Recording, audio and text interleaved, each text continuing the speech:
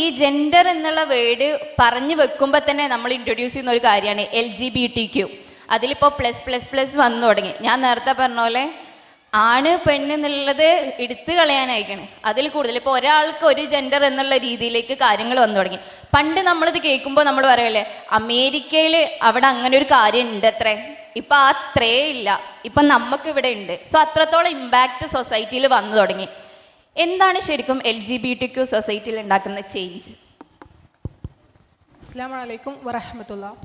അപ്പോൾ സുമയ്യ സൂചിപ്പിച്ചതുപോലെ ഈ ഒരു LGBTQIA++ എന്നുള്ള ഈ ഒരു വിഷയം നമ്മൾക്ക് സുപരിചിതമാകാൻ തുടങ്ങിയിട്ട് കുറച്ച് വർഷങ്ങളായിട്ടേ ഉള്ളൂ.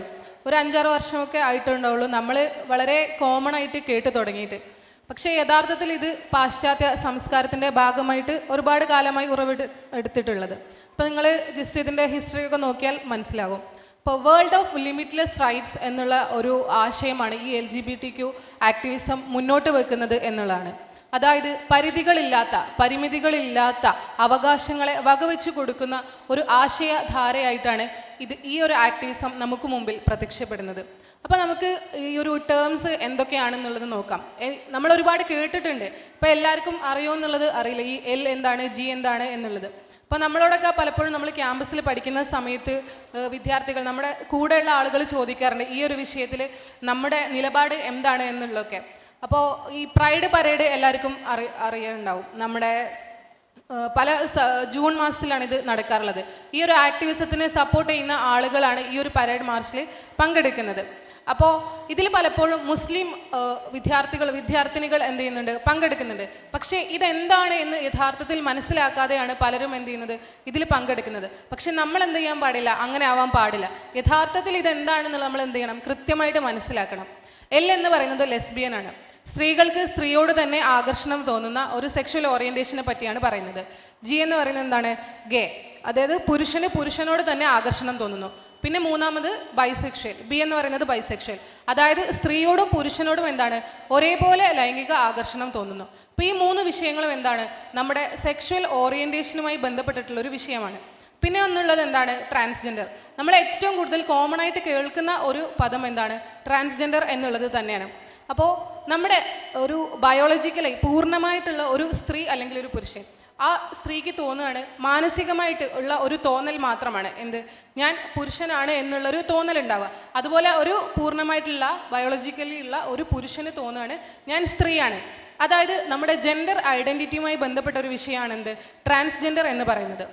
മറ്റൊന്ന് ഇൻ്റർസെക്സ് ആണ്. അതായത് 2 സെക്സ് ഓർഗനുമായിട്ട് ജനിക്കുന്ന ആളുകൾ, സ്ത്രീയുടെയും പുരുഷൻ്റെയും സെക്സ് ഓർഗനോട് കൂടി ജനിക്കുന്ന ആളുകളാണ് ഇൻ്റർസെക്സ്. അപ്പോൾ എന്താണ് ഒരു ഫിസിക്കലായിട്ടുള്ള കണ്ടീഷനാണ്. പിന്നെ ഈ ഒരു ടേം എന്താണ്, ഒരു അംബ്രല്ല ടേമാണ്. ഇതിൽ +++ എന്ന് പറഞ്ഞിട്ട് എന്തുണ്ട്, ഒരുപാട് പോകുന്നുണ്ട്. അതായത് പലതരത്തിലും ഐഡൻറ്റിഫൈ ചെയ്യുന്ന അല്ലെങ്കിൽ പലതരത്തിലുള്ള ഓറിയൻറ്റേഷനുള്ള ഒരുപാട് കാര്യങ്ങൾ ഇതിൽ എന്ത് ചെയ്യുന്നുണ്ട്, ആഡ് ചെയ്ത് വരുന്നുണ്ട് ദിനം പ്രതി. നമുക്കൊന്ന് ശ്രദ്ധിച്ച് നോക്കിയാൽ മനസ്സിലാവുന്നതാണ്.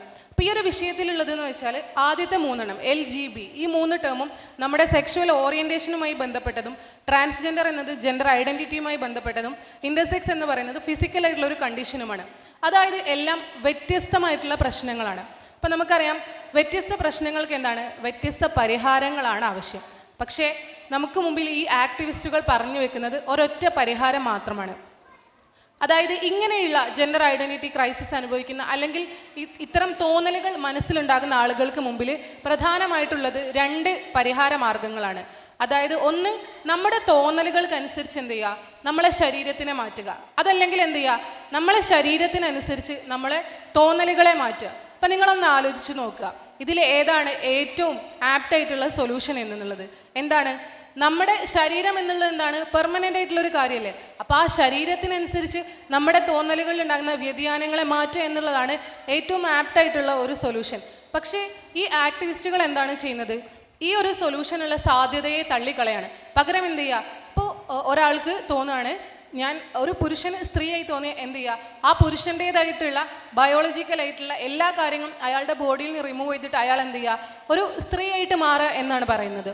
ഇത്തരം സർജറികൾക്ക് പറയുന്നത് സെക്സ് റീഅസൈൻമെൻറ്റ് സർജറി അല്ലെങ്കിൽ ജെൻഡർ റീഅസൈൻമെൻറ്റ് സർജറി. ഇത്തരം ഓപ്ഷനുകൾ മാത്രമാണ് എന്ത് ചെയ്യുന്നത്, ഈ ആക്ടിവിസം മുന്നോട്ട് വെക്കുന്നത്. അപ്പോൾ നമ്മൾ എന്താണ് ഇങ്ങനെയുള്ള ആളുകൾ പോയി ചെയ്യുന്നത്, ഒരുപാട് ചിലവുകളുള്ള സർജറിയാണിത്. മാത്രമല്ല ഇതിൻ്റെ ഒരു പ്രശ്നം എന്ന് പറയുന്നത് അള്ളാഹു നമ്മൾ സൃഷ്ടിച്ചതാണ്.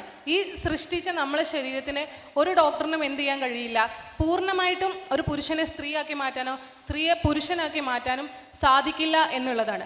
അപ്പോൾ ഇങ്ങനെയുള്ള സർജറികൾ ചെയ്യുന്നതിന് ഒരുപാട് ചിലവ് ആവശ്യമാണ്. അതുപോലെ തന്നെ ഈ ഒരു സർജറി കഴിഞ്ഞതിന് ശേഷം ഇവരെന്ത് ചെയ്യുന്നുണ്ട്, ലൈഫ് ലോങ് മെഡിസിൻ കഴിക്കേണ്ടി വരുന്നുണ്ട്. അപ്പോൾ നമ്മൾ ശ്രദ്ധിച്ച് നോക്കിയറിയാം, പൂർണ്ണമായും ആരോഗ്യവാനായിട്ടുള്ള ഒരാളെന്ത് ചെയ്യുക, ആരോഗ്യമില്ലാത്ത ഒരവസ്ഥയിലേക്ക് പോവുകയാണ്. അപ്പോൾ ഇതിൻ്റെ ഒരു ഭീകരത മനസ്സിലാക്കണമെങ്കിൽ നിങ്ങൾ ആലോചിക്കാം, നമ്മളിപ്പോൾ ഇവിടെയുള്ള 100 ആൾക്കാരെടുക്കുക, അപ്പോൾ അതിൽ ഒരു 80 ആൾക്കാർ ഈ ഒരു ആശയത്തിൽ ആകൃഷ്ടരായിക്കൊണ്ട് ഇത്തരം ഒരു നിലപാട് സ്വീകരിച്ചാൽ എന്തായിരിക്കും നമ്മളെ സമൂഹത്തിൽ ഉണ്ടാകുന്ന പ്രത്യാഘാതം എന്നൊന്ന് ആലോചിച്ച് നോക്കാം. അതായത് നമുക്ക് ഇങ്ങനെ ഒരു സർജറിക്ക് വിധേയനായിട്ടുള്ള ഒരാൾക്ക് എന്ത് ചെയ്യാൻ കഴിയില്ല, അയാളുടെ റീപ്രൊഡക്ഷൻ കപ്പാസിറ്റി അവിടെ നഷ്ടമാവുകയാണ് ചെയ്യുന്നത്.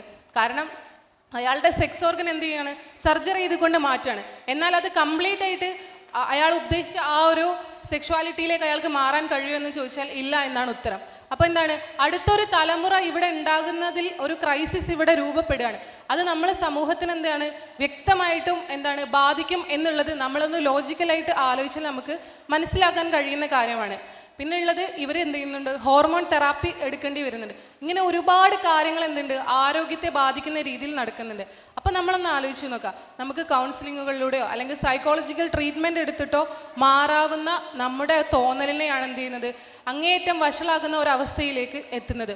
അല്ലെങ്കിൽ ഇങ്ങനെ ഒരു സാഹചര്യം സൃഷ്ടിക്കുന്നത് ഈ ഒരു ആക്ടിവിസ്റ്റുകളുടെ ഒരു സ്വാർത്ഥതയാണെന്ന് പറയാം. അപ്പോൾ നമ്മൾ ഇസ്ലാമിൻ്റെ ഒരു നിലപാട് എന്താണ് ഈ വിഷയത്തിൽ എന്നുള്ളത് ചോദിക്കാറുണ്ട്. നമ്മൾ മനുഷ്യത്വ വിരുദ്ധമായിട്ടല്ലേ പെരുമാറുന്നത്, കാരണം ഇത്തരം ആളുകളെ നമ്മൾ എന്ത് ചെയ്യുന്നില്ല, സപ്പോർട്ട് ചെയ്യുന്നില്ലല്ലോ എന്ന് ചോദിക്കാറുണ്ട്. പക്ഷെ നമുക്ക് തിരിച്ചൊരു ചോദ്യം ചോദിച്ചാൽ, ആരാണ് യഥാർത്ഥത്തിൽ ഇവിടെ മനുഷ്യത്വ വിരുദ്ധമായിട്ട് പെരുമാറുന്നതെന്ന് ചോദിച്ചാൽ നമ്മൾക്കതൊന്ന് പരിശോധിച്ച് നോക്കാം. കാരണം ഇത്തരം വിഷയങ്ങളെക്കുറിച്ച് ആഴത്തിൽ പഠിക്കുന്ന ഗവേഷണങ്ങളും അങ്ങനെയുള്ള കാര്യങ്ങളൊക്കെ എന്ത് ചെയ്യുന്നുണ്ട്, ഇത്തരം ആക്ടിവിസ്റ്റുകൾ തടയുന്നുണ്ട്. നമുക്ക് ചില ഉദാഹരണങ്ങൾ പരിശോധിച്ച് നോക്കിയാൽ, ഇപ്പോൾ നിങ്ങൾക്ക് എന്ത് ചെയ്യുക, വീട്ടിൽ പോയിട്ട് ഇതിനെക്കുറിച്ച് ഡീറ്റെയിൽ ആയിട്ടൊന്ന് സെർച്ച് ചെയ്ത് നോക്കിയാൽ നമുക്ക് ഇതിനെക്കുറിച്ചുള്ള പഠനങ്ങളൊക്കെ എന്താണ് അവൈലബിൾ ആണ്.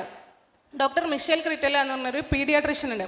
അപ്പോൾ അവർ പറയുന്നത് ഒരു 85% കേസ് ജെൻഡർ ഡിസ്ഫോറിയയും കൗൺസിലിങ്ങുകളിലൂടെ മാറ്റാൻ കഴിയുന്നതാണ്. അതായത് ജെൻഡർ ഡിസ്ഫോറിയ, നമുക്കൊരു ഐഡൻറ്റിറ്റി ക്രൈസിസ് ഉണ്ടാവുക, ഞാൻ സ്ത്രീയാണോ പുരുഷനാണോ എന്നുള്ള രീതിയിൽ ഒരു സംശയം ഉണ്ടാവുക. അപ്പോൾ ഇതെന്താണ്, ഇതിന് പല ഘടകങ്ങളും സ്വാധീനിക്കുന്നുണ്ട്. അപ്പോൾ അതിനെന്താണ്, നമ്മളൊരു കൗൺസിലിങ്ങിലൂടെ മാറ്റാൻ കഴിയുന്ന ഒരു വിഷയമാണ്. പക്ഷേ ഈ രീതിയിൽ കൗൺസിലിംഗ് കൊടുത്ത് മാറ്റുക എന്നുള്ള ഒരു കാര്യത്തിനെ ഇന്നത്തെ സമൂഹത്തിൽ എന്തല്ല അക്സെപ്റ്റബിൾ ആയിട്ടുള്ള ഒരു കാര്യമല്ല. അപ്പോൾ എന്താണ്, ഈ ആളുകൾ സർജറിക്ക് വിധേയമാവുക എന്നുള്ളൊരു ഓപ്ഷൻ മാത്രമാണ് പിന്നെ അവിടെ അവൈലബിൾ ആയിട്ടുള്ളത്. അപ്പോൾ ഇത് ഒരുപാട് ആളുകളിൽ പ്രശ്നങ്ങൾ ഉണ്ടാക്കുന്നുണ്ട്. കാരണം ഈ ഒരു സർജറി ചെയ്ത് കഴിഞ്ഞിട്ടുള്ള ആളുകൾക്ക് പിന്നീട് എന്ത് ചെയ്യുന്നുണ്ട്, അതിൻ്റെ ഭാഗമായിട്ടുള്ള ഇൻഫെക്ഷനും മറ്റു കാര്യങ്ങളൊക്കെ ഉണ്ടാവുകയും അവരുടെ ആരോഗ്യം എന്താണ് പറ്റേ ഒരു അബദ്ധമാകുന്ന അവസ്ഥയിലേക്ക് പോകുന്നുണ്ട്. ഇപ്പോൾ sexchangeregret.com എന്നൊരു വെബ്സൈറ്റ് ഉണ്ട്. അപ്പോൾ ആ വെബ്സൈറ്റിൽ കയറിയാൽ നമുക്ക് കാണാം ഒരുപാട് ആളുകൾ അത് ഒരു തോന്നലിൻ്റെ പുറത്ത് തൻ്റെ ശരീരത്തിനെ സർജറി ചെയ്ത് മാറ്റിയതിന് ശേഷം തിരിച്ച് താൻ ഏത് സെക്ഷുവാലിറ്റിയിലായിരുന്നു ഉണ്ടായിരുന്നത് അവിടേക്ക് തന്നെ തിരിച്ചു പോകണമെന്ന് ആഗ്രഹിക്കുന്ന ഒരുപാട് ആളുകളുടെ കഥകൾ നമുക്കതിൽ വായിക്കാം. അപ്പോൾ എന്താണ്, ഇങ്ങനെയുള്ള ആളുകൾ ഇതിന് ശേഷം ഡിപ്രഷനിലേക്കും അങ്ങനെയുള്ള മാനസികപരമായ പ്രശ്നങ്ങളിലേക്കാണ് എന്ത് ചെയ്യുന്നത്, പോകുന്നത്. ഇനി മറ്റൊരു ഉദാഹരണം എടുത്ത് നോക്കിയാൽ മൈക്ക് ഡേവിഡ്സൺ എന്ന ഒരു സെക്സോളജിസ്റ്റിന്. അപ്പോൾ അദ്ദേഹം ആദ്യം ഈ ഒരു LGBTQIA+ കമ്മ്യൂണിറ്റിയിലെ ഒരു അംഗമായിരുന്നു. പിന്നെ തിരിച്ച് തൻ്റെ സെക്ഷുവാലിറ്റിയിലേക്ക് തന്നെ തിരിച്ചു വന്നു. അപ്പോൾ ഇതിലുള്ള അപകടങ്ങളൊക്കെ മനസ്സിലാക്കി ഗേ കൺവേർഷൻ തെറാപ്പി സെൻറ്ററുകൾ തുടങ്ങി. പക്ഷേ ഈ ആക്ടിവിസ്റ്റുകൾ എന്ത് ചെയ്തു, ഈ സെൻറ്റർ പൂട്ടിക്കളഞ്ഞു.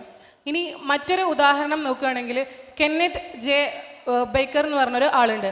അപ്പോൾ അദ്ദേഹം എന്താണ്, APAയിലുള്ള മെമ്പറാണ്, അതുപോലെ ടൊറൻറ്റോ യൂണിവേഴ്സിറ്റിയിലുള്ള പ്രൊഫസറാണ്. അപ്പോൾ അദ്ദേഹം ചെയ്തത് ജെൻഡർ ഡിസ്ഫോറിയ ചികിത്സിക്കുക എന്നുള്ളതായിരുന്നു. പക്ഷേ ഈ ഒരു സെൻറ്ററും എന്ത് ചെയ്തു, ഈ ആക്ടിവിസ്റ്റുകൾ പൂട്ടിക്കളഞ്ഞിട്ടുണ്ട്. ഇനി മറ്റു ഉദാഹരണങ്ങൾ നമുക്ക് നോക്കുകയാണെങ്കിൽ ഡോക്ടർ ഡെബ്രാസോ ഉണ്ട്, അതുപോലെ തന്നെ ജെയിംസ് കാസ്പിൻ. അപ്പോൾ ഇവരൊക്കെ എന്താണ്, റിസർച്ച് ചെയ്തിട്ടുള്ള ആളുകളാണ് ഈ വിഷയത്തിൽ. അതായത് ഒരാൾ തൻ്റെ സെക്ഷുവാലിറ്റിയിൽ നിന്ന് മാറി ഒരു സർജറി ചെയ്തു തിരിച്ചിങ്ങോട്ട് തന്നെ വരണമെന്ന് ആഗ്രഹിക്കുന്ന, ട്രാൻസിഷൻ ചെയ്യണമെന്ന് ആഗ്രഹിക്കുന്ന ആളുകളെ പറ്റിയുള്ള പഠനം തുടങ്ങി. പക്ഷേ ഈ റിസർച്ചുകളുടെ ഫണ്ടിങ് തടയുക, അതുപോലെ തന്നെ ഈ റിസർച്ച് തടയുക, ഇങ്ങനെയുള്ള കാര്യങ്ങളാണ് ഈ ആക്ടിവിസ്റ്റുകൾ ചെയ്തിട്ടുള്ളത്. അപ്പോൾ നമ്മളൊന്ന് ആലോചിച്ച് നോക്കുക, യഥാർത്ഥത്തിൽ ആരാണ് ഇങ്ങനെ തോന്നുന്ന ആളുകൾക്കുള്ള പരിഹാര മാർഗങ്ങളെക്കുറിച്ച് പഠിക്കുന്നതിനെ തടയുന്നതിലൂടെ ഇവരെന്താണ് ചെയ്യുന്നത്, ഇത്തരം ആളുകളോട് മനുഷ്യത്വ വിരുദ്ധമായി പെരുമാറുന്നത് ഈ ഒരു ആക്ടിവിസത്തിൻ്റെ ഭാഗമായിട്ടുള്ള ആളുകൾ തന്നെയാണ് എന്നുള്ളതാണ് സത്യം. ഇനി നമ്മൾ കുറച്ചും കൂടി ആഴത്തിൽ ഇതിനെ പരിശോധിച്ച് നോക്കുകയാണെങ്കിൽ ഇപ്പം ഞാൻ നേരത്തെ സൂചിപ്പിച്ച പോലെ സ്ത്രീയുടെ ഇടങ്ങളായിട്ട് മാത്രമുള്ള പല സ്ഥലങ്ങളും എന്താണ് ഇന്ന് പുരുഷൻ്റേത് കൂടിയായി മാറിയിട്ടുണ്ട്. ഇപ്പോൾ ഈ അടുത്ത് വന്നൊരു വാർത്തയാണ്, ലോക നീന്തൽ താരമായിട്ടുള്ള ലിയ തോമസ് എന്ന് പറഞ്ഞിട്ടുള്ള ഒരാൾ, അയാൾ അദ്ദേഹം എന്താണ് ശരിക്കും ബയോളജിക്കലി ഒരു മെയിലാണ്, പക്ഷേ സ്ത്രീകളുടെ മത്സര ഇനത്തിൽ പങ്കെടുത്തുകൊണ്ടാണ് എന്ത് ചെയ്ത് 1ാം റാങ്ക് വാങ്ങിച്ചിട്ടുള്ളത്. അപ്പോൾ ഇവിടെ യഥാർത്ഥത്തിൽ എന്താണ് സ്ത്രീകൾക്കുള്ള അവസരങ്ങളാണ് തട്ടിയെടുക്കുന്നത്. അപ്പോൾ ഈ LGBTQIA+ ആക്ടിവിസ്റ്റുകളൊക്കെ ഇത്തരം തോന്നലുകളുള്ള ആളുകൾക്ക് വേണ്ടി നിലകൊള്ളുന്നു എന്ന് പറയുന്നുണ്ടെങ്കിലും യഥാർത്ഥത്തിൽ എന്താണ് അവരോട് ദ്രോഹമാണ് ചെയ്യുന്നത് എന്നുള്ളത് നമുക്ക് എന്ത് ചെയ്യാൻ പറ്റും, മനസ്സിലാക്കാൻ വേണ്ടി പറ്റും. ഇനി ഇതിൽ നമ്മൾ ഏറ്റവും കൂടുതൽ നമ്മൾ വിസിബിൾ ആയിട്ടുള്ളൊരു വിഭാഗമാണിത് ഹോമോസെക്ഷൽസ് എന്ന് പറയുന്നത്. അപ്പോൾ നമ്മുടെ നാട്ടിലൊക്കെ ഒരുപാട് ആളുകൾ ഇങ്ങനെയുള്ള ഹോമോസെക്ഷൽ ആയിട്ടുള്ള ആളുകൾ കല്യാണം കഴിക്കുന്നതൊക്കെ നമുക്ക് എന്ത് ചെയ്യാൻ കാണാൻ വേണ്ടി കഴിഞ്ഞിട്ടുണ്ട്. അപ്പോൾ ഈ ഒരു വിഷയത്തിലുള്ള പ്രശ്നം എന്ന് പറയുന്നത് ഒരു ലൈംഗിക വൈകൃതമായിട്ടുള്ള ഇത്തരം കാര്യങ്ങൾ നമ്മളെ സമൂഹത്തിൽ അധികരിക്കുന്നത് വഴി ഒരുപാട് പ്രശ്നങ്ങൾ ഉണ്ടാവുന്നുണ്ട് എന്നുള്ളതാണ്. സെക്ഷുവലി ട്രാൻസ്മിറ്റഡ് ആയിട്ടുള്ള ഡിസീസുകൾ അധികരിക്കുന്നുണ്ട്. അതുപോലെ ഈ HIV ഹോമോസെക്ഷൽ ആയിട്ടുള്ള ആളുകളിൽ സാധാരണ ആളുകളിൽ ഉള്ളതിനേക്കാളും 28% കൂടുതലാണുള്ളത്. അതുപോലെ മങ്കി പോക്സ് റിപ്പോർട്ട് ചെയ്യപ്പെട്ടിട്ടുണ്ട്. അപ്പോൾ ഇത്തരം ഒരുപാട് പ്രശ്നങ്ങൾ ഇങ്ങനെയുള്ള ആശയധാരകൾ സ്വീകരിക്കുന്നതിലൂടെ നമ്മൾ സമൂഹത്തിൽ ഉണ്ടാകുന്നുണ്ട്. അപ്പോൾ ഇത്തരം അരാജകത്വങ്ങൾ നമ്മളെ സമൂഹത്തെ ഏത് ദിശയിലേക്കാണ് കൊണ്ടുപോകുന്നത് എന്നുള്ളത് നമ്മൾ കൃത്യമായിട്ടുള്ള ഒരു പഠനം നടത്തേണ്ടത് ആവശ്യമുള്ള ഒരു കാര്യം തന്നെയാണ്. അപ്പോൾ ആ ഒരു വിഷയം എല്ലാവരും ശ്രദ്ധിക്കുക.